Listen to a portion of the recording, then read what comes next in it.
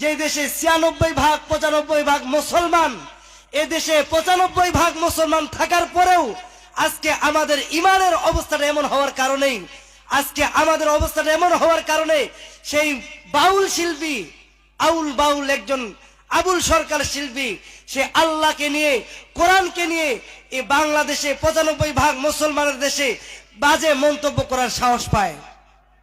আজকে আপনি আমি যদি ইমানদার হতে পারতাম, আপনারা আমার ইমানের যদি পাওয়ার থাকতো, তাহলে 95 ভাগ মুসলমানের দেশে আউল বাউল এমন একজন শিল্পী, মুসলমান, ইসলাম ধর্ম আর আল্লাহকে নিয়ে বাজে মন্তব্য করার সাহস পাইতো না। তাহলে ঠিক কিনা? আউল বাউল, বাউল মানে আপনারা যারা ওলামায়ে কেরাম আছেন আপনারা জানেন এই বাউল শব্দের অর্থটা কি। আরবি বাউল, এই বাউল শব্দের অর্থ হলো প্রস্রাব। বাউল শব্দের অর্থ হলো প্রস্রাব।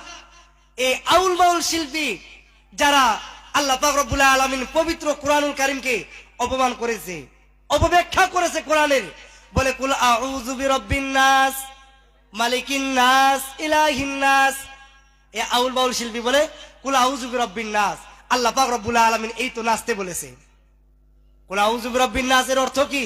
কুল আউযু বিরাব্বিন নাস এর অর্থ হলো কুল, আল্লাহ পাক রব্বুল আলামিন হে নবী আপনি বলেন আউযু বিরাব্বিন নাস, আমি মানুষের রবের কাছে, আমি শয়তানের ওসওয়াসা থেকে আমি আশ্রয় প্রার্থনা করতেছি। আর এই আউল বাউল শিল্পী বলতেছে কুল আউযু বিরাব্বিন নাস মালিকিন নাস। আল্লাহ পাক রব্বুল আলামিন আমাদেরকে নাচতে বলেছে। কি করতে বলেছে? আমাদেরকে নাচতে বলেছে। কোন অর্থ? কথাকার তর্জমা কথায় লাগাই দিয়েছে। আমরা বাংলার মুসলমান, আমরা চুপ করে বসে আছি।